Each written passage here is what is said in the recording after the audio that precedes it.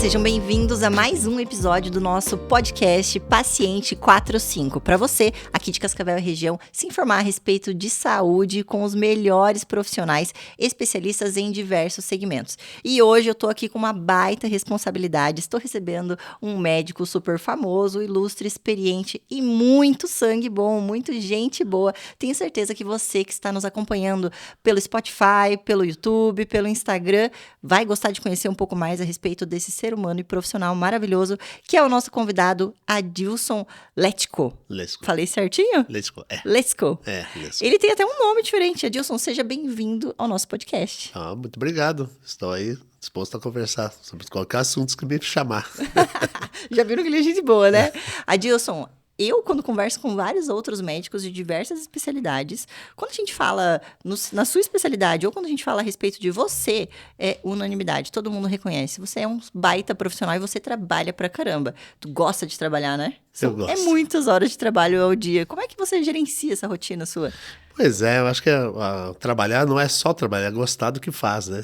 Estar na profissão certa, no momento certo, e tentar ajudar ao máximo as pessoas, né? Na função que você faz melhor, você acha que faz melhor, né? Para a sociedade em geral. Ah, que maravilha. Eu estava conversando com o Dr. Ricardo Hubner, ele já foi entrevistado nosso aqui também, e ele falou assim, que quando ele conversa com médicos que estão estudando, que estão se formando, ele fala, procure uma especialidade que combina com o seu estilo de vida, com a pessoa que você é. E você tem um estilo de vida que você vive a medicina, viaja, faz cirurgia fora, atende em Cascavel. Tu adaptou seu estilo de vida à especialidade, ou quando você encontrou essa especialidade, esse era o ritmo, você se encontrou na especialidade?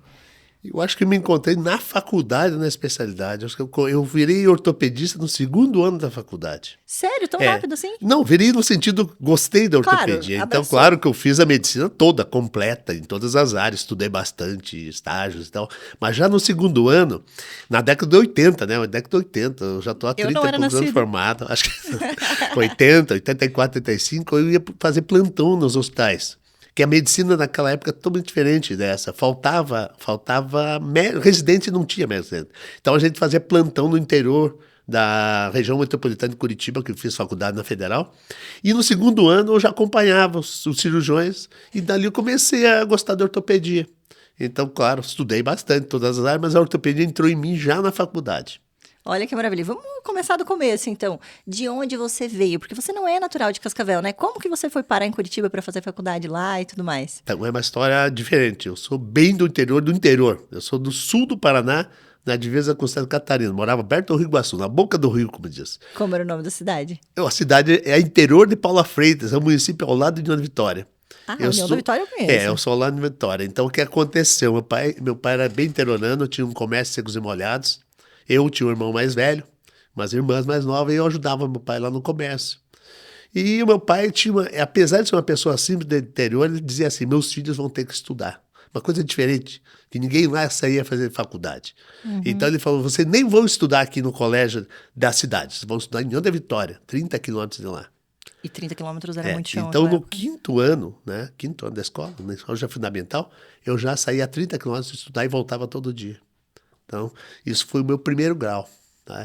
Aí, no segundo grau, não dava para ir durante o dia. Eu ia à noite, também com o nome de escola, onde os alunos da faculdade, e eu ia fazer o segundo grau. Aí, fiz 2 anos. Nesses 2 anos, era tudo público, escola pública, não paguei nada, né? Aí, meu irmão era mais velho que eu, já tinha ido para Curitiba, prestar vestibular. 1979 foi. Isso eu estava no segundo ano, segundo grau. Aí meu irmão foi fazer medicina, ele é estudioso, né? Tinha um jeito sério. Aí foi fazer medicina e não passou. Aí não passou, e mesmo ano ele foi fazer veterinária. Aí passou em veterinária, em Lages. Não passou em Curitiba, passou em Lages. E eu, segundo ano, meu pai falou, agora você também tem que ir fazer faculdade. Eu falei, mas pai, se o meu irmão não passou, eu vou passar em medicina? Não, então você tenta o que você quiser. Daí eu fui me inscrever em agronomia. Então em 81 eu fui para Curitiba, com 14 para 15 anos, tá, fazer terceirão. Tá? Nossa, já muito avançado. Terceirão. Pessoal com essa idade, colocar o filho... você tem filho, você sabe, né? Não é assim para largar no mundo. Foi interessante que meu pai pegou e foi pagar um cursinho, que eu não tinha pago nada da escola na minha vida, é tudo público. Aí meu pai pegou dinheiro numa safra de feijão, chegou no cursinho em Curitiba, no Positivo, e pagou o ano inteiro. O ano todo. Pagou o ano com a safra de feijão. E falou, agora você estuda. Aí eu comecei a estudar feito louco, né? Então, inscrito em agronomia. Eu estava inscrito como agronomia. E olha a coincidência do destino. Eu fui morar numa república e no quarto que estava junto comigo, dividia quarto, já era um estudante de medicina. Olha. Que coincidentemente mora em Cascavel, que é o Eduardo Ascar. Não conheço. Eduardo Ascar é da família Ascar, tem visual, calçado, uma família de irmãos médicos. E aí eu fazendo um cursinho, no primeiro ano já estava na Federal, estudava na Federal, e via eu ir passando nas provas e falar assim, cara, você tem nota para fazer medicina, as tuas notas são altas, não é da agronomia. E eu fui acreditando. Olha, que legal. Quando chegou, mas eu não contava na minha casa que eu ia fazer medicina, porque tinha uma ideia na família que eu não ia passar, se meu irmão não passou. Uhum. Aí eu me inscrevi em novembro, a inscrição, a prova era em janeiro. Aí eu fui para casa no final do ano, uma folguinha, a prova era 3 de janeiro. Aí contei para minha mãe, quando eu estava entrando no ônibus para voltar para Curitiba, mãe, eu vou fazer medicina. Ela falou, que? Você é louco? Eu falei, não. E só me inscrevi num vestibular, na Federal do Paraná. Nenhum. Que na época eu não podia escrever em várias públicas, só podia uma, todas eram no mesmo dia. Aí fui lá fazer a prova. Aí a coisa mais bonita do mundo, meu irmão saiu dia 3 de janeiro e foi ficar comigo. Ai, que legal, para te dar um apoio moral. Então eu fazia acordar cedo, fazer a prova. Bom, trocando em miúdos, passei na primeira turma, entre os primeiros. Entre os 10 primeiros, uma coisa assustadora. Nossa, né? super acima da média. Em 1982, com 15 para 16 anos. Então foi essa história. O que eu paguei na minha vida, passei numa Federal do Paraná, foi um cursinho. Nossa, que legal. O resto foi. Então a história começou, entendeu? Na Federal, eu tive uns revés no primeiro ano, que daí eu acabei ficando meio em dúvida, tive uma briga com o professor e parei um ano na faculdade. Né? Nossa, ralou para entrar e depois... Parei um ano, fui fazer Direito na Curitiba à noite, fiz 8, 9 vezes, todo mundo me falava, porque eu tinha 16 anos, o cara falava, o que você está fazendo aqui? Eu falei, não, eu larguei medicina, tive um problema lá, eu larguei, não queria ficar. Não. E as pessoas que estavam fazendo à noite eram bem mais de idade, eles tinham 30 anos, trabalhavam, você vai voltar. Você tinha uma família, aquela faculdade tardia, né? O Direito de Curitiba, uma grande faculdade na época. Sim. Aí eles chegaram para mim e falaram, você vai voltar. E eu voltei. Voltei numa outra turma, fui bem com a turma e me formei. Me formei um ano depois, mas me formei. Em 89. Ai, que delícia. Saiu a faculdade de medicina. E daí, durante essa faculdade, que eu entrei nessa turma aqui, um pouquinho, 2 períodos depois, que eu comecei a fazer plantão e me encontrei dentro da faculdade que eu queria fazer ortopedia. Tanto que os amigos da minha turma falavam, nosso ortopedista, que eles achavam que eu era ortopedista no 3º ano. Eu já trabalhava nos hospitais, já ajudava em cirurgia, fazia de tudo. Já estava com a mão na massa. Então, adorava o que fazia, mas naquele setor. Mas não deixava de estudar as outras áreas, porque eu precisava para passar na faculdade, ter uma boa nota até para uma residência. Para um diagnóstico também, né? Que a prova de residência é muito difícil você passar em hospitais bons. Imagina, na década de 80, ou 89, 90 eu fiz, 1990, era uma disputa muito grande, eram poucas vagas para muita gente. E sempre foi assim, né? E continua sendo, né? Até hoje. Ainda existe uma carência, né? Existe uma disputa muito grande por boas residências, né? Então, em todas as áreas, né? Doutor, e quando você era um estudante, quando você era criança, você já tinha esse afinco, assim, essa dedicação? Não vou fazer meia boca, vou fazer para passar, vou fazer para ser o melhor, para ganhar, eu gosto disso? Ou você ia, assim, só cumpria, obedecia e tal? Eu acho que, na verdade, tudo foi consequência, né? Eu era uma criança feliz, eu jogava bola, eu trabalhava com meu pai no comércio. Então, eu dava no comércio, fazia de tudo. Ia jogar futebol, ia pescar, tá? Equilíbrio. Equilíbrio. Tua vida equilibrada do interior, né? Com muitos amigos. Era uma coisa muito tranquila e feliz que hoje não tem nas grandes cidades, né? Então, eu vivi a vida. Parece que tudo veio consequência, contei a história. Eu ia fazer uma coisa, nem ser faculdade, nem pensava. Daqui a pouco fui pensar em agronomia, acabei em medicina. Quer dizer, na medicina eu queria ortopedia e foi levando.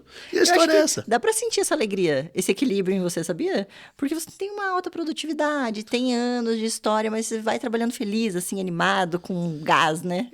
Então, são umas histórias. Em Curitiba mesmo, eu fiquei de 81 a 92. 92 eu vim para cá. Então, eu fiquei 12 anos sozinho lá, não tinha familiares. Eu fui com 14 anos encontrar a vida, procurar a vida em Curitiba. Coragem, né? Mas era assim, né? Eu saí de casa cedo, tinha que estudar. Hoje também tem isso, mas hoje a pessoa tem mais comunicação com a família. Eu tinha o telefone, um telefone se ligava uma vez por semana. Tá? E ligava a cobrar ainda, tá? Porque você não tinha dinheiro. Eu ia pro orelhão, que as repúblicas não tinham telefone. O telefone é uma coisa muito cara. Pouca gente tinha o tal do telefone. Tinha um cara de telefone, era acionista da Telepar. Nossa! As coisas assim. Então o telefone era uma coisa muito difícil você conseguir. Nós alugávamos telefone residencial, acredita? Acredito. Tinha locação de telefone. Tem histórias assim. Então era diferente, a comunicação era mais difícil, né? Sim. Então você ficava longe da Isolado, família. Né? Então o mundo caía assim. Tinha que assumir a tua responsabilidade com tudo, né? Tá? Que delícia. E eu vou contar uma curiosidade pro pessoal aí de casa. Eu fui fazer um formulário aqui, um procedimento padrão do podcast, eu tinha que colocar os dados do Adilson.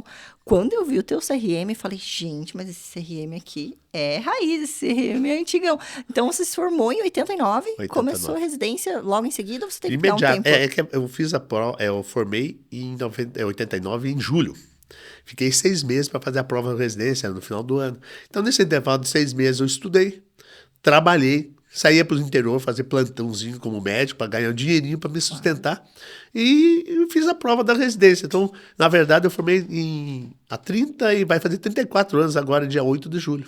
E a residência você fez em que cidade? Eu fiz na Federal do Paraná, no Hospital de Clínicas. O Hospital de Clínicas é Curitiba, você vê. Curitiba, apesar de uma cidade grande, tinha 10 vagas de residência médica em ortopedia. Para toda aquela, 10 vagas só. Então, no hospital tinha 3 vagas. Eram 40 candidatos para 3 vagas. Então, eu fui um dos 3, tá? Com muita briga. Muito amigo dos professores também, eles me queriam, mas eu tive que tirar nota, né? Claro. Tive que tirar nota, tinha o meu currículo, então foi legal. E aí eu era um verdadeiro residente, eu morava no hospital. Sério? Porque na época, o termo residente, ele morava no hospital, a maioria. Então, nós tínhamos um andar lá no hospital em que a gente morava. Então, por eu morar no hospital, eu acordava às 6 da manhã e ia dormir meia-noite trabalhando. Então, eu vivia no hospital. Até a gente falava, né, que tinha um andar que era dos médicos, muitos até moram em Cascavel, um amigo, e eu era o prefeito. Você era o prefeito do hospital. Eu já fui prefeito. A prefeito da residência médica. Então, eu reclamava que tinha um problema, eles queriam tomar aquele andar. Eles queriam acabar com a moradia no hospital, porque eles precisavam de espaço. E nós brigávamos que quem fosse residente, que pegasse um quarto lá, morasse lá. Então nós expulsávamos para colocar outro. Então eles falavam que eu era um prefeito muito radical. Mas claro. Normal. Mas normal. É porque, se você for ver, quando você tá ali, e são muitas horas, a carga horária é assim, tipo, pesadíssima, né? Pesado. Se a gente for ver para a realidade de vocês na época, vocês levavam com naturalidade, aceitavam, e eu acho que era uma coisa geracional, de aceitar as coisas como eram e tal. Então você vê, a ortopedia de hoje, o médico ele vai tocar o plantão, ele faz residência, toca serviço, então ele faz alguma área, ele vai sair ortopedista geral, vai fazer o básico, fraturas e tal, e vai tentar fazer uma subespecialidade para aprender um pedaço. E nós fazíamos tudo. Já nos primeiros e segundo ano já operávamos. Então fazia cirurgia de quadril, cirurgia de coluna, cirurgia de joelho, ortopedia geral. Essa ortopedia geral é aquela que faz cirurgia corte-ósseo, correção de alongamento ósseo. Uma coisa assim que hoje não existe mais. Até porque ela ficou muito ampla. Então não dá. O que aconteceu com isso? Eu saí da faculdade quase fazendo tudo. Então eu operava tudo. Eu fiz mais um pouco depois, fiz coluna e fiz joelho, mas acabou que eu vim para Cascavel operando tudo. E tinha que operar tudo. Sabe quantos ortopedistas tinha em Cascavel quando eu cheguei? 7. Eu fui 8º. Nossa. 8º ortopedista, tinha 7. Eu acho que esses 7 que estão aqui, acho que só um está trabalhando aí, no resto já todos aposentaram. Olha que maravilha. Então eu vim pesando com uma grande vontade de trabalhar. E em que ano você chegou em Cascavel? Final de 92. Dezembro de 92. Que eu nasci. Não, eu nasci em março. Eu peguei férias da residência, o último mês, que era acabar em janeiro, e vim trabalhar. Porque sobrou uma vaga em Cascavel, perdidamente eu vim para trabalhar com outro grupo, acabei trabalhando com um colega que até se aposentou, que é aqui na Policlínica. Até a clínica que nós temos até hoje, é a mesma clínica que eu comecei. Que legal. A tua história é maravilhosa, cheia de curvas, assim, não altas e baixas, mas curvas, assim, super nuances maravilhosas, né? Quando você veio pra cá, você já veio com essa intenção de ter a clínica que você tem hoje, ou foi uma coisa que você construiu? Pois é, veio uma ideia, né, que eu vinha pra conquistar o espaço, mas eu não sabia que eu ia ficar em Cascavel. A ideia que eu tinha que ia ficar um ano aqui e voltar para Curitiba.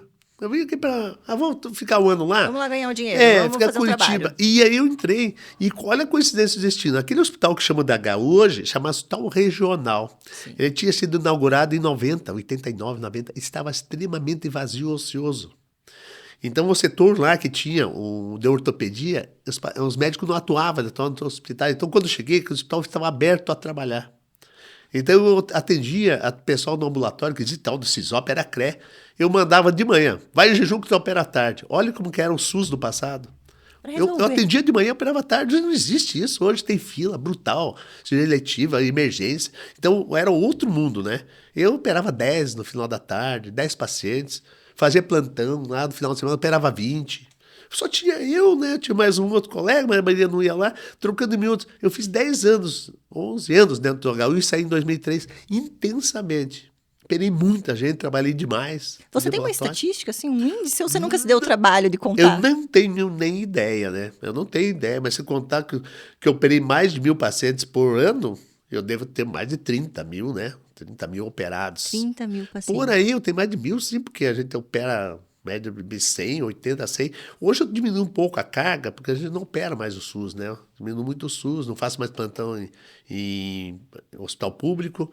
E no hospital privado até estou deixando plantão também. Mas é outra fase da vida. Mas já operei demais. Mas não operei porque necessitava, não que eu gosto de operar.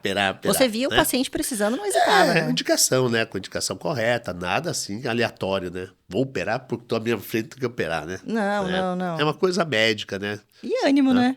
Que muita legal. Vontade, eu vejo em você assim, ó, uma coisa diferente. Existem perfis de profissionais e perfis, né? Cada um tem a sua verdade. Mas ver resolvido, tirar a dor do paciente, resolver o problema e tudo mais, né? Às vezes isso tá na frente de vários outros confortos, ou um questionamento, tem que ser agora, vamos fazer depois, vai. Não, vamos resolver? Posso resolver? Você tem a prescrição? Vamos fazer e... cirurgia programada, né? Então você conversa, tem que ter anuência. Eu sempre falo para o paciente, a relação médico-paciente é o mais importante. Então eu chego na frente e falo, se você está inseguro com cirurgia, vai procurar outro. Se está inseguro comigo, tenta alguém que te passe confiança. Porque não é só lá operar, é o pós, o acompanhamento da confiança. Então essa quebra da confiança é a pior coisa que tem. Então é melhor que aconteça antes do que acontece depois da cirurgia. Isso passa até para os mais jovens, né? A gente sai afoito, querendo operar, mas às vezes não tem tempo para explicar. E tem que explicar para ele que vai ser operado, que vai ter um pós-operatório chato, demorado, ortopedia, tudo é devagar, a reabilitação, a fisioterapia, voltar, se ajoelho, voltar a andar, quadril voltar a andar, se abraça, fica imobilizado. Então, são coisas complexas, né? Sim. Adilson, e com tantos anos de experiência, tanta coisa que você já realizou, deve ter boas histórias para contar, né? Eu faço uma pergunta padrão para vários convidados, que é assim: existem momentos na carreira que são momentos muito bons, momentos muito ruins, e existem momentos que estão acima do bem e do mal, acima do bom e do ruim, momentos transcendentais, que você olha para aquilo e fala assim: estou onde Deus me colocou para estar. É isso que eu nasci para fazer, essa vai ser minha maneira de mudar o mundo das pessoas, de fazer o bem. Você tem um momento muito claro, você deve ter vários, né? Tem um momento que você lembra, assim, que como se você tivesse recebido uma graça, falado, gente, olha o que eu consegui fazer, olha, isso que é o meu destino. Tem algum momento que marcou sua carreira? Tem. Eu acho que quando você encontra essas pessoas carentes, né? Que, o Brasil... Infelizmente, tem muita gente que não tem condição de pagar uma cirurgia. Então, as cirurgias que são pequenas, médias, na ortopedia, qualquer hospital faz, né? Qualquer médico faz. As cirurgias complexas, de alta complexidade no SUS, elas remuneram mal o cirurgião. Elas são complexas e chatas. Mas eu tenho uma coisa, que eu fiz até o final do ano por a falta do hospital que fechou, que eu operava, eu tinha uma fila gigante, eu operava, que eu sempre tirei o espaço para operar os pacientes do SUS. Mas por quê? Porque eu conto a história do passado. Eu só gastei um cursinho na minha vida. Então, o governo, entre aspas, não, governo, mas o que é do público... Estado, né? O Estado me deu essa condição. Eu ganhei uma faculdade federal, fiz uma residência no hospital que eu ganhava bolsa. Eu peguei um hospital bom e ganhei uma bolsa. Quer dizer, eu ganhei com medicina. Para aprender. Como médico para aprender. Então, eu devolvo para a sociedade desse meu jeito, operando alguns. Hoje nós temos um hospital fechado, eu fico com uma fila de 500 pacientes perdidos por aí. Eles me procuram, falam, vou achar um lugar para operar vocês. E vou ter que procurar um hospital. Aqui em Cascavel está complexo, tem um problema dessas cirurgias ortopédicas eletivas, está faltando espaço. E vai ter que encontrar o espaço. A cidade é grande, vai se dar. Então, de repente, eu vou voltar, fazer o meu 2 por semana. Mas por amor, que é essa coisa que faz bem para você. Né? Dependendo do valor, realiza. Você vê que a pessoa nunca ia ser operada, vai ser operada 5, 6 anos depois, daqui a pouco você vai opera, ele te agradece, sabe? Ele é grato, né? Mas é aquela coisa, né? A pessoa tem que saber que você está ajudando, porque o SUS, infelizmente, hoje, ele não está remunerando bem. Muito mal mesmo. Está defasado. Extremamente defasado. 20 anos defasado. Nossa, os valores. Complicado. É coisa... Não é que não é nossa, é do governo federal, é isso que resolvo, né? Teriam que resolver logo, né? Mas tem uma paciência. E a respeito de histórias um pouco mais leves, mais cômicas, tem alguma coisa que quando você compartilha com os colegas, assim, que você possa compartilhar com a gente, né? Daquele jeitinho, sem citar nomes, alguma coisa engraçada que já te aconteceu, assim, você fala, gente, quando aconteceu eu não acreditei e tal. Porque todas as especialidades têm algumas histórias características, né? Na ortopedia tem alguma coisa engraçada, assim, que acontece? Ortopedia, bom, tem muitas histórias, né? Então, eu tenho uma história engraçada, que eu vou te falar da realidade, né? Cirurgia de joelho, né? Uma cirurgia de joelho, de ligamento. Então, 30 anos atrás, a gente falava ao paciente assim, você tem que ficar sem pisar 1 mês, porque senão estraga a tua cirurgia. Mas nós pegávamos uns caras, que tem um termo na ortopedia, que é o famoso tigrão. O que é o tigrão? É o cara lá do interior que não tem noção, você fala tudo para ele e faz o contrário. E daí esse cara vinha andando sem muleta, sem nada, e ele na volta já da Não, ele estava melhor que o cara que a gente fazia tudo direitinho. Aí começa a pensar, pô, mas tem alguma coisa errada. Mas eu olhava isso aí e comecei a já tomar as iniciativas. E depois foi vendo nos protocolos que quem opera joelho e ligamento tem que andar no outro dia, para não perder musculatura. Então o engraçado foi que eu pensava, pô, mas alguma coisa está errada. Eu comecei a estudar. Hoje o que é cirurgia de joelho? Opera aí no hospital, já mexe e sai andando no outro dia com muletinha. E então aquele tigrão não estava errado, ele estava certo. Ele fazia o errado e fazia o certo. E nós que fazíamos o contrário, para a segurança, depende, estávamos errados. Então até eu olhava assim, puta, eu ria de mim mesmo, falava assim, pô, era tão radical, eu brigava com eles. Pô, você tá vindo andando, você vai estragar a minha cirurgia. Mas via ele tão bem e ficava quieto. Falava, pô, esse cara aí... Não dá, né?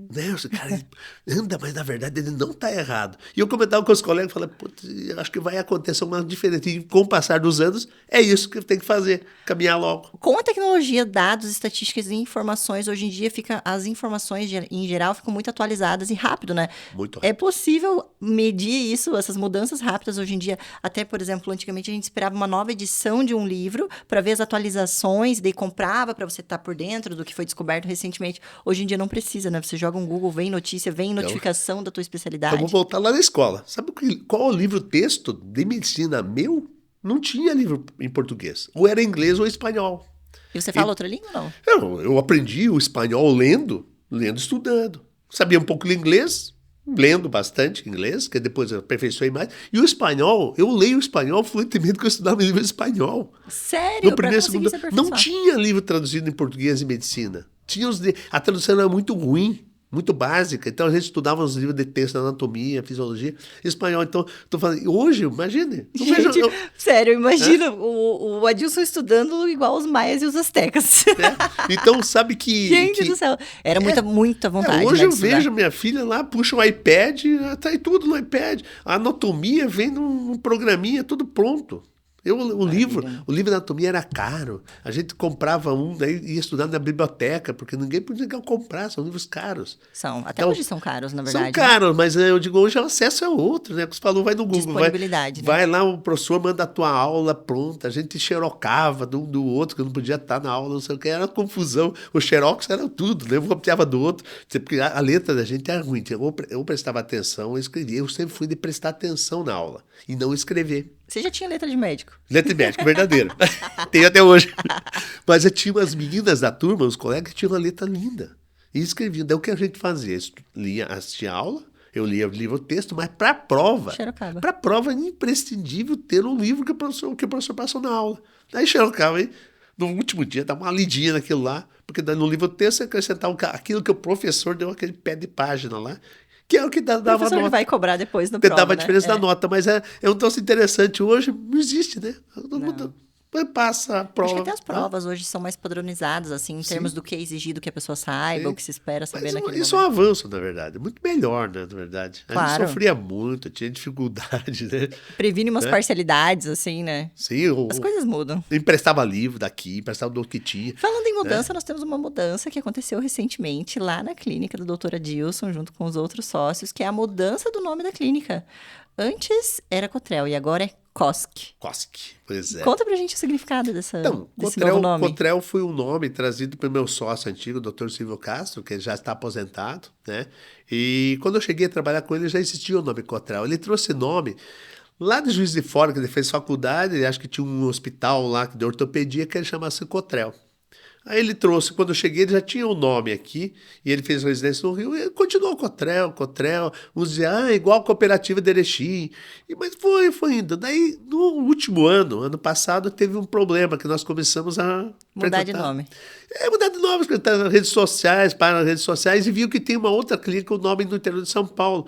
Aí houve um desacordo com a clínica e tal, e a gente falou, vamos repaginar isso, vamos fazer um nome novo. Porque os colegas lá que estão lá não são mais os antigos que estavam lá, turma nova. E fez um estudo aí e decidiu por Kosk. Nome lindo, né? Kosk. O Kosk, na verdade, é osso em polonês. Em polonês, o osso é Kosk. E como eu sou originário, mais ou menos eslavo, que é uma mistura de eslovaco com polonês, eu tenho lá da minha avó por parte de... A minha avó, parte de pai, é polonesa, né? E o meu avô era eslovaco. Então, o K.U. tá vinculado ao Kosk. Então o K.U. tem muito lá no polonês, no ucraniano, no eslavo. Muito K.I., K.U., K. Então o Kosk vem daí. Nossa, que legal. Ficou linda, nova identidade visual também. Eu vi ali se formando e tudo, ficou maravilhoso. Essa nova fase promete ter bastante sucesso. Sucesso não só pelo nome, obviamente, porque o trabalho de vocês tem uma excelência maravilhosa, a clínica tem atendimentos super completos e tudo mais, mas é gostoso dar uma repaginada, né? É bom, dá um estímulo, né, pra você participar do meio, as pessoas te questionam, porque mudar não é uma mudança. Mas eu acho que você ia ter cliente e sucesso, nem que você colocasse uma placa em branco assim na frente, ia ter gente vindo, porque é muito bom conversar contigo. Mas tem uma proposta para te fazer agora, vamos lá? Diga. Vamos levar essa conversa para um lado ainda mais animado? Tudo bem. O nosso papo profissional já está sendo nesse pique. Imagine agora que a gente vai partir para uma parte mais emocionante da nossa conversinha. Vou te explicar como funciona. Você escolhe, sorteando aqui dentro, um tema para que vai ser o próximo assunto da nossa conversa. Bora lá? Vamos lá. Aqui dentro nós temos vários temas bem diversificados. Vinho e gastronomia. Vinho e gastronomia. Qual a sua comida favorita, Dilson? Eu sou um carnívoro eterno, né? Sério? Adoro carne, né? Todos os tipos, né? Claro, come massa, come de tudo. Mas a carne faz parte da minha vida, né? Então o churrasco, o famoso churrasco, aquela carninha, né? Nossa, hoje mudou muito, né? Os cortes mudaram, então a gente aperfeiçoou mais. E a disponibilidade, porque antes não tinha essa diversidade de carnes tão elaboradas, né? Não tinha, né? Tinha o famoso alcatrão, a picanha vinha misturado com colchão, com alcatrão, vinha tudo misturado. Hoje não, os cortes são diferentes. Melhorou demais, melhorou muito, né? E a gente passou a gostar mais ainda. Antigamente tinha Cocavel e mais nada aqui em Cascavel, né? Agora tem de tudo, tem dry aged, tem o aguil, tem tudo, né? Maravilha. Tem todas as carnes. E o padrão da carne melhorou muito, né? A qualidade do boi, de tudo, né? E a gente aprendeu a apreciar também, né? Apreciar conhecemos, né? Nos últimos tempos a gente conheceu muita coisa, Hoje chama de assado, né? Nem chama de churrascaria, o assador, né? Eles chamam assado, o assador, né? Não é um churrasqueiro, né? O termo mudou. Mas eu gosto do termo churrasqueiro. Mas é bom. Pra mim, eu não acho ruim. É bom. Dessas carnes, eu ainda gosto do costelão do chão. Eu também. Aí falou minha língua. E aquela ovelhinha Patagônia também do espeto, que é sensacional. E tu tem uma comida favorita que é o churrasco. E tem uma comida que você gosta de fazer? Que seja o prato do Adilson que tu faz? Caramba, não sabe que eu não sou de assar? Eu acho que tem um problema. Eu morei em República, eu fazia aquela comidinha básica de República. Sempre fiz meu pão com ovo, batata, uma polentinha. Polonês, né? E uma carninha. Batata. Mas eu fazia minha comida quando estava na faculdade, né?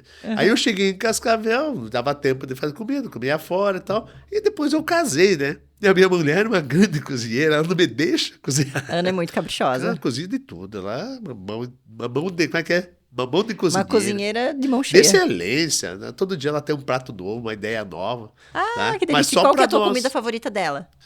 Bom, ela faz um estrogonofe muito bom, tá? Eu já vou me escalar nesse O risoto dela não se fala também, é muito bom. Sério? As massas, né? Ela tem uma massa com manjericão que é sensacional. Sensacional. Né? E tu magro desse jeito? Genética e muito trabalho, né? Quem manda caloria. Na verdade, eu tenho uma coisa, eu não tomo café, né? Eu saio para trabalhar, eu pego no hospital, uma frutinha e tal. Não tomo um café verdadeiro, com pão, não tomo. Almoço, aquele almoço corredinho, e jantar um janto legal. Eu tô um pouco até demais, sabe? Contraria as leis, né? Mas eu me sinto bem assim, sempre foi assim. Né? Hoje em dia tem uma dieta que segue mais ou menos esse ritmo de alimentação, né? Eu não sei se eu comecei há 30 anos atrás, eu acertei, porque continuo legal, faço um pouco de atividade física, mas não Fica um bom tempo em jejum, né? Porque a galera faz jejum intermitente, até por períodos mais prolongados do que isso, e daí mantém massa magra, queima gordura, melhora bastante. 2 refeições por dia, na verdade. 2 refeições bem feitas, né? O resto é só um aperitivinho, assim, uma coisinha. Sei lá, um cafezinho, uma coisa mais, uma bolachinha perdida, uma coisa assim. E vinho? Tu tem um vinho favorito? Pois é, eu não era tomador de vinho. Não era, nos vinhos do passado não é, mas uns anos pra cá eu passei a gostar de vinho. Tá? A gente tem, eu não sei se é pela proximidade da Argentina, mas a gente toma muito vinho argentino. Claro. Eles têm uma qualidade muito boa. Eu adoro o Malbec, então eu passei a gostar do Malbec, acho que virou um Malbec vício. com carne, né? Um combinação perfeita. Mas eu tomo outros vinhos também, os vinhos que me oferecem português, o espanhol, os chilenos. No chileno tem uns vinhos bons lá, o Cavalo Louco, adoro o Cavalo Louco. Louco. Ele é um vinho parece intermediário, mas é muito bom. Você fala assim, não chileno, né? Mas eu não gosto de vinho chileno. Claro, eu não sou um tomador de vinho caro, né? Eu sou aquele do intermediário. Eu tomo o que agrada o meu paladar, né? Sim. E vai embora. Eu não fico muito me apegando a preço. O pessoal que curte vinhos caros, eles têm uma turminha do vinho, cara. As confrarias, estudam vinho. Eu tenho amigos que estudam. Mas eu não sou. Eu tenho amigos que falam assim, meu paladar nem é para esses vinhos, assim. Se colocar um médio e o excelente, eu vou achar o excelente melhor do que o médio e eu vou achar o médio bom. E daí tem pessoas que se tomarem o médio falam, ui, cruzes, o que é isso? Meu paladar, eu acho que se for bom, eu tomo e vai embora. Não tem... tem discernimento assim. Esse é muito bom, esse é bom, esse é meia boca. Ou ruim. Mas de uma certa faixa de preço para cima, ou de elaboração de vinho para cima, meu paladar já não eu gosto de vinho tanto. tinto, né? O vinho branco é uma outra ocasião, sabe? Sou um tomador de vinho tinto. Então, o vinho tinto cai bem, né? Cai. Ainda mais nesse clima, tipo hoje, mais friozinho, uma comida mais quente, né? Mais gordurosinha, é vida, né? Legal. Ai, que delícia. Próxima perguntinha. Então, sorteei bastante, aí vamos ver se sai uma pergunta daquelas, pra você contar um pouco mais. Hobby. Um hobby! Ai, eu sei alguns hobbies seus. Conta aí pra gente, um hobby que desestressa a sua cabeça, porque tua rotina é de concentração, cirurgia complexa, negócio, família, tudo. Você fala do hobby atual ou do hobby do passado? Porque eu fui mudando meus hobbies, né? Ai, que delícia, tem muita...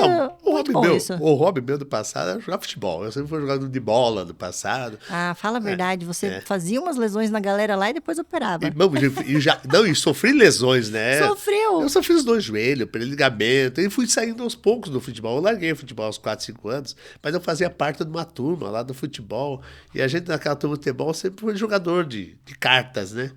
E com o passar dos anos eu passei a jogar pôquer, tá? Então, eu joguei muito mais pôquer em torneios, ia pra fora. Hoje eu jogo pôquer ainda, mas jogo entre a turma. Então, um hobby atual meu é jogar pôquer. Mas um pôquer de torneinho, aquele pôquer mais tranquilo, nada de altos valores, nada disso aí, né? Não, era pelo esporte mesmo. Não, mas no meio do caminho da bola, eu tive um hobby que eu fiquei uns 2 anos fazendo, foi canoagem. Foi um dos primeiros... Canoagem, Eu fui um dos primeiros canoeiros lá do lago. Tá? Sério? Nós abrimos aquele grupo de canoagem em 98, 99. Começamos aquele caso que depois a prefeitura pegou. Então nós abrimos a canoagem com um grupo de amigos médicos daqui. Que legal! Daí eu fui largando a canoagem, até por um susto, tá? Vou te contar uma história legal. Não é muito legal, não. Eu ia à noite, como esse inverno, fazer canoagem lá no lago. Um dia eu cheguei lá para as 8 da noite, mais ou menos, uma neblina naquele lago. Sozinho, remando, o K1, sozinho. Quando eu estava no meio do lago, começou a bater um negócio embaixo do meu K1, do meu caiaque. Eu virei, eu acho que bati o recorde mundial para voltar pro pier. Voado. Eu achava que era o monstro do Lago Ness que estava lá. Mas, meu Deus. E depois daquele dia, eu nunca mais entrei. Me assustei. me apavorei, eram as capivaras que bateram. Bateram embaixo de você. As capivaras bateram várias vezes, eu quero me tombar as capivaras no lago. Daí eu me assustei, achei que era o almoço no Lago Ness, mas nunca mais eu entro aqui. Achou que fosse um bichão. Acabou com o meu hobby de canoagem, nunca mais entrei. O gelo serviu. Mas um medo que passei, as coisas assustadoras do passado. Que legal. Larguei a canoagem. Aí depois eu passei a... Eu não consigo nem imaginar você. Aí eu passei a fazer trilha ali. Comprei um troller, sabia fazer trilha, andei fazendo os ralinhos de regularidade, andei bastante. E com o tempo, depois comprei as caminhonetes, mas faltava tempo. Aí largava lá 3 meses a caminhonete parada e revisava, arrumava. Andava 10 quilômetros um dia no final de semana, mais 3 meses parado. Acabei largando também. Pela função de cuidar do pós, né? E meu hobby hoje ficou conversar com os amigos, tomar um vinho, jogar um poker, viajar. Quando dá. Depois do Covid ficou complexo, né? Até o Covid a gente viajou muito com a família. Eu gostava de viajar com a minha esposa, com a minha filha. Quando ela era menor, entrou na faculdade. Agora com o Covid já ficou mais difícil, assim, pós-Covid, né? Tem muita tarefa. Eu tenho viajado ultimamente. Esse ano eu já viajei 2 vezes para fora do Brasil, mas a trabalho, né? No corporativo. Vou agora mês que vem de novo. Conta para nós a respeito dessa viagem. Eu sei alguns spoilers aqui, mas achei bem interessante. Quem convidou vocês para ir? Vocês foram para a Alemanha, eu fiz uma viagem para a Alemanha agora um mês atrás. Então, essa viagem é uma viagem um pouco diferente. É na ortopedia, para ver cirurgias de joelho complexas, próteses complexas, que é revisão, troca de prótese por navegação, quer dizer, por computador e robótica. Então é um avanço, a Europa já está fazendo isso há muitos anos, tá? E nós, por problemas técnicos no Brasil, pelo custo da tecnologia no Brasil, ainda estamos engatinhando nisso. Porque o joelho é uma coisa que a gente chama assim, operar uma prótese de joelho é engenharia pura, é cortes ângulos, você usa ângulos, é o engenheiro. Você vai colocando para cá, para lá. Então, o que isso faz? Não é extremamente fidedigno, né? O ângulo, às vezes, não fica correto, porque o corte é muito mais uma experiência sua. Com o computador, ele te obriga a seguir que ângulo foi traçado. Então, o computador te obriga, ele faz acertar o ângulo. Precisão total. Não fica com alterações de posição de perna, quer dizer. E o robô vem junto ajudando a fazer. O robô é já um avanço na navegação. A navegação que eu acho que é o must dessas cirurgias, que é no quadril, no joelho, tá? E algumas áreas estão aparecendo, que é a cirurgia de coluna, que começaram a acertar o parafuso, essas coisas. Mas esse avanço foi legal. Fizemos uma turnê de 5 dias pela Alemanha, uma coisa louca. Fomos conhecer a fábrica deles, uma fábrica de uma indústria, chama-se Sculap, que é a B-Braun mundial. Essa B-Braun é gigante em saúde, em todos os ramos da medicina. E é uma empresa lá que tem 150 anos lá. 150 anos. Eles começavam a fazer formãozinho de bater em ossos, material de cirurgia geral, e eles têm uma tecnologia brutal. Todas as próteses são feitas por robô lá. Nossa, então, muito legal. E é uma cidadezinha pequena, com mais ou menos 40 mil habitantes, pertinho da Suíça, já na Alemanha. Que a pessoa que estava lá era um alemão, um português, casado na Alemanha, casado com uma sul-africana, e que ele me falou que desses 36 mil habitantes, tinha 100 nacionalidades lá trabalhando. Porque eram empresas de ortopedia, várias empresas, que vinha pessoal de fora. Uma cidade mundial, um troço louco. Que legal! Uma cidade com mais de 400 anos, a cidade. Então, isso é legal. Aí saímos de lá, ficamos 2 dias lá. A gente saiu, foi para Stuttgart. Tá? Aí em Stuttgart circulamos, ficamos na cidade e fomos para um hospital operar no outro dia. O hospital público da Alemanha é melhor que os nossos hospitais aqui. O público deles é muito bom. Tá? Sério? Então entramos no hospital e fomos para uma cirurgia, entramos nessa cirurgia, participei dessa cirurgia. Então você até operou lá? Ajudei a operar, né? Participei, eu nem posso operar estando fora, mas ajudei a operar com o robô lá. Para ter mais a experimentação. Foi excelente. Dali nós saímos para uma outra cidadezinha e que quando chegamos para ficar lá, eu falei assim, pô, mas o que não veio parar nesse fim de mundo aqui? Um hotel antigo. 220 anos tinha hotel. Nossa, é que lá é antigo mundo, né? Mas aí a pessoa que estava lá, 2 alemães, fizeram um jantar para nós, um chopp sensacional. Aí ficamos para sair para depois ir para Wolfsburg. Que nós aí tínhamos um curso para fazer cirurgias em cadáver, né? Então nós fizemos teóricos e fizemos cirurgia em cadáver alemão. Olha só que curioso. O cadáver alemão fresco, usando os robôs. Os robôs na cirurgia dos cadáveres. Aí ficamos 2 dias lá, 2 dias e meio lá fazendo isso, dentro de uma universidade de Stuttgart. Uma universidade com 300 anos. Nossa. 30 mil alunos. 300 anos a universidade. Gente. Coisa louca, sabe? Uma cidade tamanho muito de uma bonita. cidade, a universidade. A cidade tem uns 250, 300 mil habitantes, no máximo, 10%. É quase Cascavel. Também tem 300 e tem 30 mil alunos aí por aí. Deve ter. Deve Eu ter. acho que tem, porque tem essa Acho que faculdade. 30 mil não, Será que não mas... chega tudo isso? Não chega. A UniOS. 30 mil. Não dá, né? Não, Uns 10 mil. Não, uns 10 mil. Lá tem 12, 30. Lá eles têm 10% de alunos. 3 vezes. Nossa, é muita gente. Mas, sensacional. Uma universidade sensacional, onde ficamos. Quer dizer, uma viagem bem técnica, né? Os passeios foram de uma cidade a outra. Nossa, Rodar na autopista, né? É isso que eu ia falar, autoban. Autoban, só que na autoban, dos colegas lá que estavam junto, que é o da empresa, alugou uma 540 lá. Aí ele falou assim, vamos dar uma puxadinha, né? Aí quando chegamos a 220, já tinha o cara passando a 240, 250 do nosso lado. Ele falou, acho que não dá para acompanhar. Isso é autoban, né? A autoban é diferente. A gente acha que a autoban você anda 500 quilômetros dela. Não. Ela tem muitas cidades, tem muito trecho. Tá aí tá a placa, liberado. Aí os caras vão. Daqui a pouco volta para 120, 140. Mas assim, todo mundo respeita, né? E a turma respeita a velocidade. É muito legal. Você gosta de velocidade também, né? Gosto. Nunca fez um hobby nesse aspecto? Não, eu gosto de velocidade no dia a dia, pegar a estrada, né? Na cidade eu respeito, tá? Gosto de carro que tenha potência, né? Pegar a estrada. Quem não gosta, né? Mas nunca fui pra ir no autódromo, corrida, essas coisas. Acho não. que no trabalho você já vê bastante gente que foi, né? Eu acho que é por medo das ocorrências mesmo, sabe? De ver as pessoas se machucarem, falar, acho que eu não vou correr esse risco, não. É muita adrenalina e muito risco. É muito risco adrenalina, mesmo, mas... né? Você vê cada acidente das pessoas, nem espera, o outro vem e bate, né?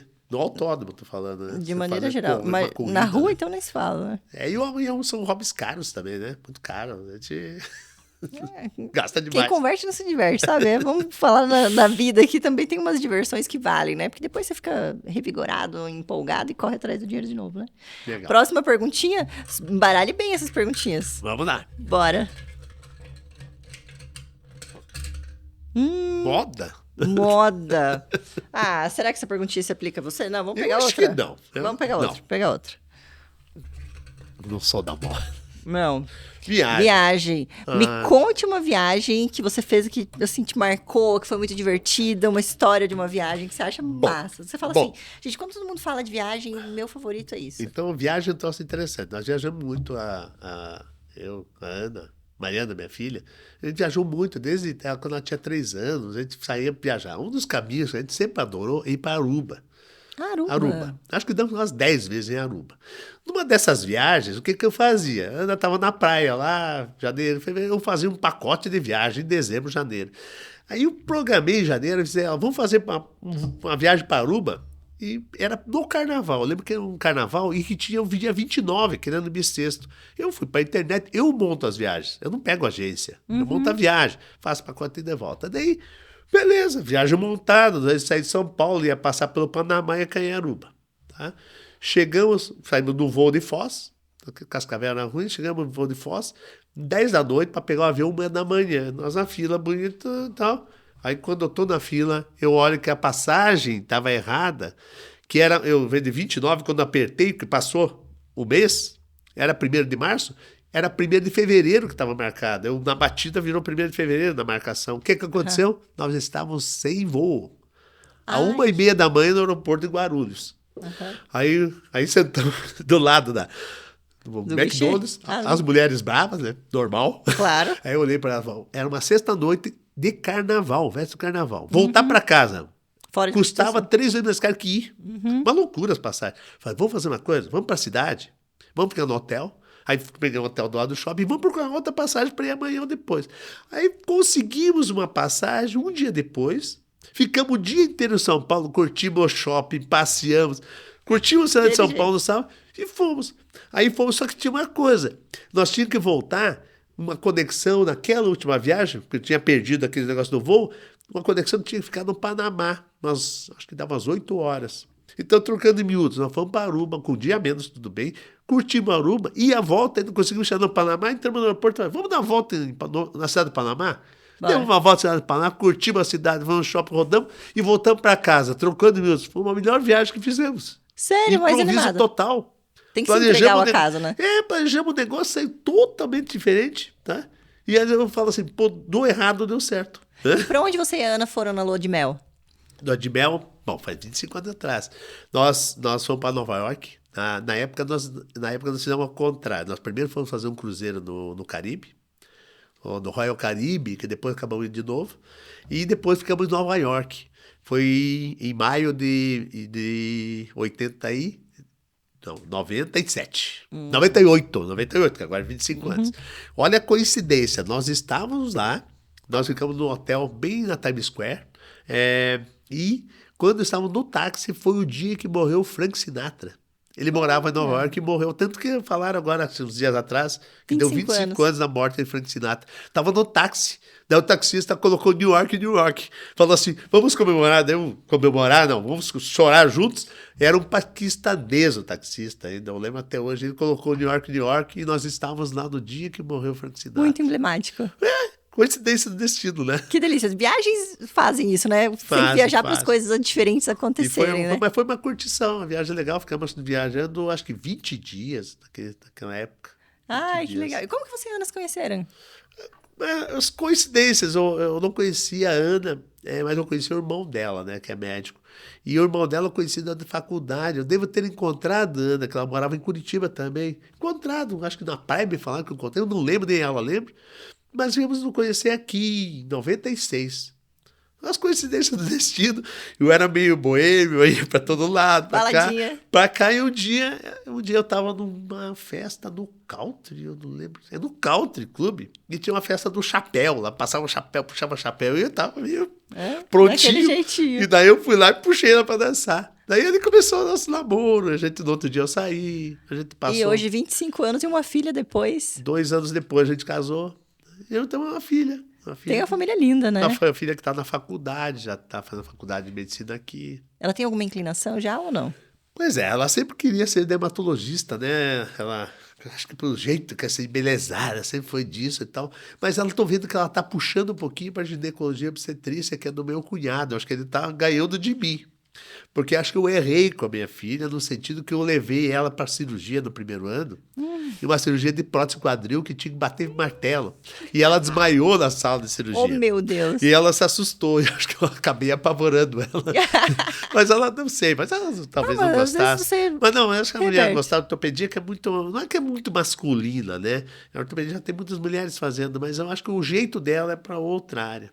Outra aptidão, né? Eu espero que ela escolha e goste do que ela faz, né? Feliz, Daqui a pouco ela nem quer uma das duas. O que importa é que ela estude bastante e escolha o que ela quer. Ser feliz e ser uma ótima profissional. Ela deve estar decidindo isso aí, talvez esse ano aí. No ano que vem, né? Que a faculdade já entra quase no 5º ano, daqui a pouco, né? Passa rápido, né? Passa muito rápido. Vamos para a próxima perguntinha? Família. Que falamos bastante. Já falamos Vamos bastante. pegar mais uma? Vamos. Pega outra aí. Pra gente finalizar. Carros. Tem muitos tipos de apreciadores de carros. Tem os que gostam dos antigos, os que gostam dos rápidos, os que gostam de montar, configurar carro. Vou colocar essa cor, esse motor, esse é opcional, isso, aquilo. Tem os que gostam de correr, de se incomodar, fazer manutenção, mexer, né? Trocar as coisas, mexer no carro. Qual é o perfil de entusiasta que você se encaixa? Assim, claro, quando cheguei nessa vez, eu tinha o meu carrinho, o velho Fuscão, né? Fuscão, eu tinha um Fuscão de Curitiba, ajeitadão, o Fuscão, sabe? Mas com o passar dos anos, eu fui largando o Fuscão, acho que no primeiro ano eu já comprei outro carro, eu tinha comprado, acho que um Tempra, 94, um Tempra 16 válvulas, então eu sempre gostei de carro com um pouco de motor. Então o Fusquinha era ruim, né? Claro, daí o carro com motor. Então eu vim partindo. Aí em 96, eu comprei minha primeira BMW. Olha. 96. E com o passar dos anos, fui trocando e BMW, carros, né? E eu acho que deve estar na 20ª BMW. Nossa, eu tive, acho que um tempo aí, que eu tinha... outra, tem caminhonete, uma X5, adoro também, mas é carro mais da família nossa. Meu carro próprio é os carros BMW. Mas teve carro baixo. Baixo, de motor. Então, mas eu não sou de ficar com o carro customizando nada. Eu compro ele original e judio dele mesmo. Judio. Eu ando com ele. Uso de verdade, sabe? Não economizo, né? Seu carro vou guardar, vou sair só domingo. Colocar uma capa. Vou só domingo, não sei o quê. Eu ando com ele. Agora que ele estiver bem ruimzinho, vou lá e troco e compro outro carro. E de preferência, cada vez com mais motor, né? Sério? O mais motor possível. Tem uma pergunta clássica que tem aqui, inclusive tem uma das fichinhas aqui para ser sorteado, tem. Que é carros. Quantos cavalos tem na sua garagem, você sabe? Acho que a sua vai dar alta, viu? Não, é que tem os 3 carros da família, né? Conta a garagem. Conta a garagem. Então, meu carro tem 440, da mulher tem mais 400 e pouco, da minha filha deve ter uns... Dá mais de 1.000. Dá mais de 1.000 cavalos. Próximo de 1.000. 3 carros, 1.000 cavalos. Olha, é cavalo pra caramba. É cavalaria. Brincar bem, né? É um grande cavalaria. Em todas as modalidades. Baixo, alto. Carro fofinho, né? Carro que é o da Mário. Mas assim, cada um tem seu hobby, né? O seu carro. Tem gente que gosta de caminhonetão, né? Tem umas bonitas agora. Você já viu esse kit Raptor? Que legal. Eu gostei. Eu tive uma época com caminhonete. Acho que foi entre 94 e 96, até comprar a BMW. Eu tive caminhonete. Eu viajava com caminhonete, curtia. Só que o problema da caminhonete é espaço físico, pra gente que trabalha no centro, cidade. Clínica. E outro é o risco de ser roubado. Eu tenho medo do cara chegar de assalto e me roubar esses caminhonetes diesel, né? Nós fomos assaltados, fomos assaltados, né, com a caminhonete diesel. Nunca mais eu comprei diesel. Por causa do Paraguai. Tem essa... Não, foi assaltado em Curitiba. Nem fomos foi minha esposa assaltada com uma Pajero Full, daquelas primeiras diesel. Nunca mais comprei carro diesel. Mas antigamente existia uma lenda, né? Que dizia que rouba-se muito caminhonete diesel para levar para o Paraguai. Mas eu não sei se ainda se era verdade roubando. Isso ou se existe. Era, mas continuou roubando. É um alto risco. Eu acho que caminhonete eu acho que vale a pena ter, mas não para circular... Para dia a dia, né? No dia a dia, não. Para você viajar longe. Elas estão cada vez mais bonitas. Mas estão bonitas, né, cara? Nossa. Até esse dia eu falei, eu acho que eu vou comprar uma de novo. Porque tá muito bonito, né? Essa com a frente diferente, as luzinhas. A Dodge Ram mesmo melhorou bastante, bem bonita. Tem uma da Toyota também. A Toyota lançou uma forte. A Toyota não é brasileira. Como é que é o nome? É uma caminhonete super bonita, mas está importando. Eu não lembro o nome. Eu não lembro agora, Duster, é uma coisa assim, até eu fui em Camboriú, tem um encontro no final do ano dos amigos dos empresários lá, e tava a exposição lá pros agros, né, pros grandes agros, tava de carona lá, eu vi aquela caminhonete, coisa linda, sabe? Mas ela é só importada, né, não tem no Brasil. Não, tem umas não é a Toyota brasileira, não. Não é? Não. Legal. Gente, gostou da conversa, doutor? Gostei, adorei. Foi leve, né? Foi leve. Sabe qual é a intenção? Que a galera conheça um pouco mais, porque às vezes no consultório, naquela rotina, a gente esperando, a gente não tem oportunidade, o momento de deixar as pessoas nos conhecerem melhor. E conhecer a pessoa que tá por trás do jaleco, né? Muitas vezes fica aquela pressão, aquele compromisso, seriedade, concentração, e a galera fica muito curiosa para saber o que tem por trás dessa pessoa, o que ela gosta, do que vive, onde mora. Aquelas perguntinhas que ficam assim, entre os pacientes, até os próprios colegas admiram, mas gostariam de conhecer um pouco melhor. A vivência nossa é muito médica, né? A gente circula em hospital, em consultório, circula pouco no meio social mesmo. Se for olhar direitinho, a gente tem um mundão de consultório, um mundão de hospital. Tem gente que é meu amigo, mas não me conhece direito, porque a gente conversa pouco, né? Ou que as pessoas de fora que eu conheço mais no clube que eu frequento. Ali eu troco informações. Mas vou te contar uma coisa. Mesmo que você não esteja toda hora na rua, não seja visto, você tem uma qualidade muito diferenciada. Inclusive, foi isso um dos assuntos que eu conversei numa outra entrevista. Que é assim, o cativar as pessoas. Conversa com você pouquíssimo e é seu amigo. Tem uma admiração, um carinho especial, você contagiar, animar, elevar o ambiente, sabe? Eu achei isso muito legal. Quem é atendido por você, com certeza sente isso. E os colegas também. Sabe aquela boa vontade, aquele alto astral? Você tem muito isso. E isso não tem tempo que desenvolva, nasce com a pessoa, né? Não se compra, não se vende, não se aprende. É de você ter aquela energia mesmo. Você tem muito isso.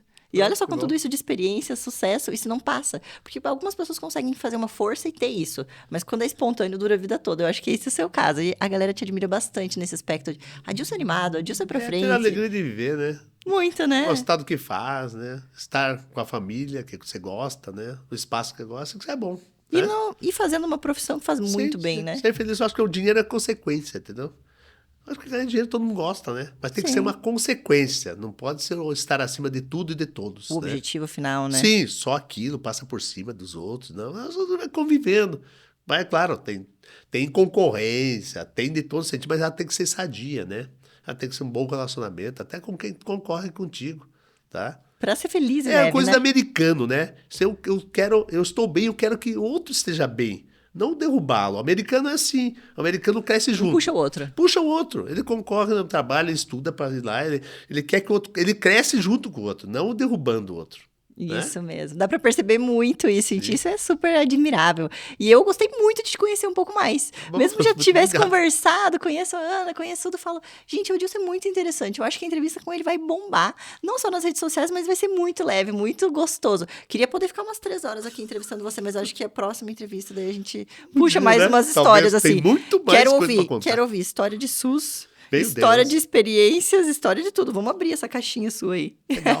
Seja bem-vindo, espero você numa próxima entrevista também. Muito obrigado. E pro pessoal, obrigada a você. Obrigado. Seja bem-vindo sempre. Quando você tiver uma novidade para contar para nós, um lançamento, uma coisa assim, quero você aqui conosco, porque sua vibe é sensacional. Faço questão de estar. Tá? Pessoal que está nos acompanhando aí em casa, tem um recadinho especial para vocês. O Dr. Adilson, ele tem o Instagram dele e tem o Instagram da clínica. A gente vai dispor aqui, Cosca Ortopedia e Adilson Let's go. No Instagram. E para vocês conhecerem um pouco mais a respeito desse profissional e pessoa maravilhosa que é o Dr. Adilson. Para quem precisa ser paciente nessa especialidade, a clínica fica aqui em Cascavel. E para vocês conhecerem um pouco mais a respeito dos serviços que eles oferecem, vocês podem olhar nas redes sociais ou então dar uma olhadinha lá no Google. A clínica deles é uma das mais bem avaliadas da cidade. Tem feedbacks e depoimentos incríveis lá, doutor. Eu fui ver, estudar um pouquinho a respeito de vocês e falei, nossa, que escolha acertada. Muitas pessoas que relatam lá que tiveram as vidas e a saúde transformada através dos atendimentos deles. Espero que tenham transformado também o momento que você está aí, seja manhã, tarde, noite, nos ouvindo em casa, no foninho, na esteira ou dentro do carro. O nosso podcast de hoje veio para te trazer um pouco de entretenimento e informação e aproximar você um pouco mais a respeito dessas pessoas maravilhosas por trás desses profissionais incríveis. Paciente 45 tem mais episódios. Fica ligadinho aqui para acompanhar o nosso próximo episódio.